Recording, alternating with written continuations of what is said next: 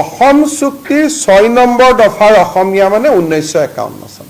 আছুৱে এটুৱে মানে যে ক্লজ 6ৰ কাৰণে অসমীয়া 1951 আৰু জেনেৰেল আজি বঙালী মানুহ এজন ইয়াত আহিলে মাৰুৱাৰী মানুহ এজন ইয়াত আহিলে ইয়াতে জন্মিলে ইয়াতে লৰা ছোৱালী 3টা 4টা অহা 200 বছৰ অসমত থাকিব অহা 500 বছৰ অসমীয়াত থাকিব তেও অসমীয়া কিন্তু অসম চুক্তিৰ 6 নম্বৰ দফা মতে 1951 চনত জন্মগ্ৰহণ কৰা মানুহে অসমীয়া তাত আপোনালোকে ৰিকমেন্ডেশনখন পঢ়িলে গম পাব অসমখনক বিপ্লৱ শৰ্মা কমিটিয়ে দুটা ভাগত ভাগ কৰিছে এটা ভাগত 51 চলিব এটা ভাগত 51 নচলে বিপ্লৱ শৰ্মা কমিটিয়ে কৈছে যে পৌৰসভাত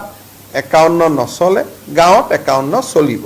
গতিকে প্ৰতিবেদনখন আপোনালোকে পঢ়িলে দুটা সংজ্ঞা আপোনালোকৰ সন্মুখলৈকে আহিব যে অসমীয়া অসম চুক্তিৰ অসমীয়া এটা বেলেগ ডেফিনেশন আৰু জেনেৰেল অসমীয়া বুলি ক'লে এটা বেলেগ ডেফিনেশন